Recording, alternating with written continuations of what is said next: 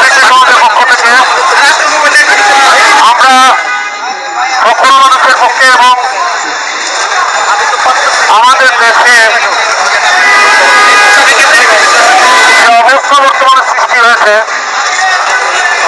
তাতে আমরা আসলে ঘরে বসে থাকার মতন অবস্থায় নাই। আমরা শান্তি চাই, আমরা রক্ত দেখতে চাই না।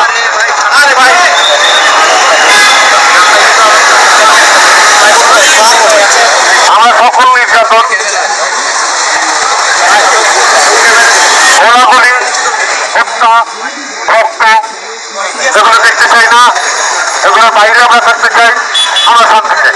ধন্যবাদ।